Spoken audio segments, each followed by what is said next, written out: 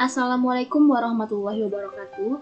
Saya Rosdana Dewi dari Universitas Pancasakti Bekasi dengan program studi Pendidikan Ekonomi. Dalam video ini saya akan membahas mengenai makroekonomi Islam. Yang pertama yaitu pengertian ilmu ekonomi makro. Ilmu ekonomi makro adalah cabang dari ilmu ekonomi yang membahas permasalahan kebijaksanaan makro, yakni berupa pengelolaan dan pengendalian umum perekonomian secara nasional, sehingga bisa tumbuh secara seimbang dan terhindar dari keadaan-keadaan yang mengganggu keseimbangan tersebut.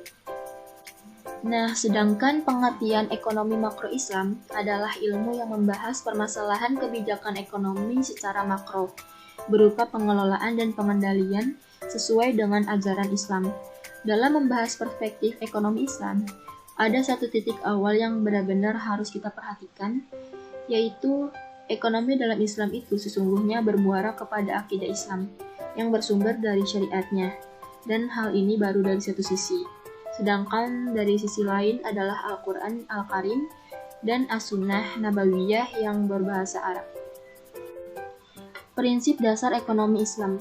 Menurut Metwali, yang membedakan antara Islam dengan agama lain adalah ajaran yang terdapat dalam Islam tidak hanya terkait masalah ibadah ritual semata, namun juga mengatur permasalahan kehidupan dunia yang dapat dilakukan oleh seorang muslim dalam kehidupan kesehariannya.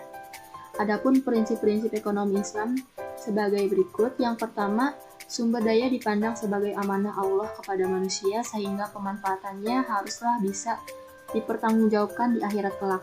Yang kedua, kepemilikan pribadi diakui dalam batas-batas tertentu yang berhubungan dengan kepentingan masyarakat dan tidak mengakui pendapatan yang diperoleh secara tidak sah. Yang ketiga, bekerja adalah kekuatan penggerak utama kegiatan ekonomi Islam.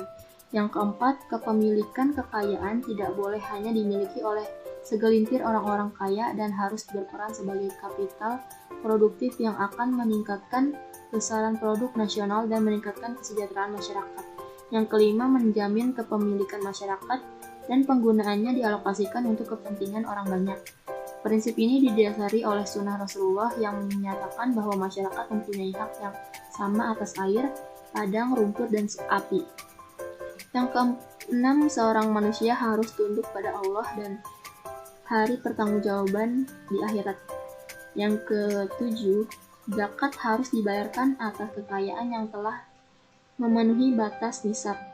Menurut pendekatan para ulama, zakat dikenakan 2% untuk semua kekayaan yang tidak produktif, termasuk di dalamnya adalah uang kas, deposito, emas, perak, permata, dan 10% dari pendapatan bersih investasi. Yang kedelapan, Islam melarang riba dalam segala bentuknya.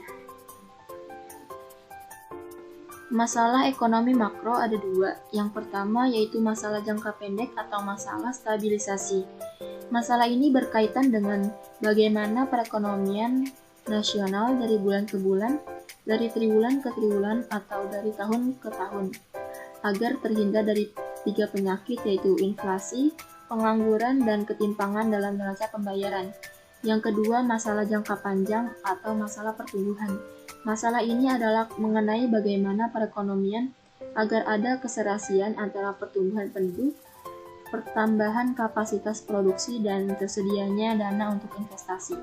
Tujuannya agar terhindar dari tiga penyakit di atas, hanya saja waktunya panjang, 5 tahun, 10 tahun, bahkan 50 tahun.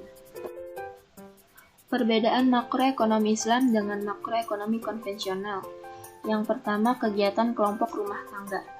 Di antaranya menerima penghasilan dari para produsen, menerima penghasilan dari lembaga keuangan, membelanjakan penghasilan tersebut di pasar barang atau jasa, menyisihkan sisa dari penghasilan tersebut untuk ditabung pada lembaga-lembaga keuangan, membayar pajak kepada pemerintah, lalu masuk dalam pasar uang sebagai peminta. Yang kedua, kegiatan kelompok perusahaan, memproduksi dan menjual barang-barang atau jasa-jasa, menyewa atau menggunakan faktor-faktor produksi, menentukan pembelian barang-barang modal dan stok barang-barang lain, meminta kredit dari lembaga keuangan untuk membiayai investasi mereka. Yang ketiga, kegiatan kelompok pemerintah.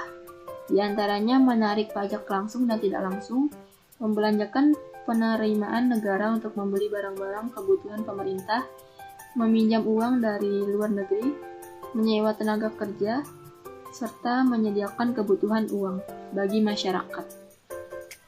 Yang keempat, kegiatan kelompok negara-negara lain atau ekspor-impor. Menyediakan kebutuhan barang impor, lalu membeli hasil-hasil ekspor kita, menyediakan kredit untuk pemerintah dan swasta dalam negeri, membeli dari pasar barang untuk kebutuhan cabang perusahaannya di Indonesia. Unsur-unsur kebijakan fiskal pada masa pemerintahan Rasulullah SAW. Yang pertama, sistem ekonomi. Ada beberapa prinsip yang pokok tentang kebijakan ekonomi Islam.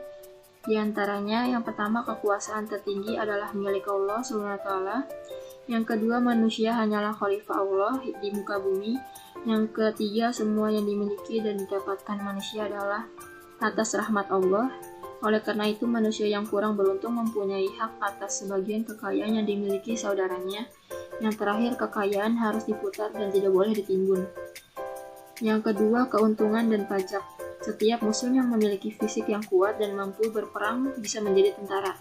Mereka tidak memperoleh gaji tetap, tetapi diperbolehkan mendapat harta dari hasil rampasan perang seperti senjata, kuda, unta, dan barang-barang bergerak lainnya. Sekian pembahasan mengenai makroekonomi Islam. Semoga yang disampaikan dapat bermanfaat untuk kita semua. Terima kasih. Wassalamualaikum warahmatullahi wabarakatuh.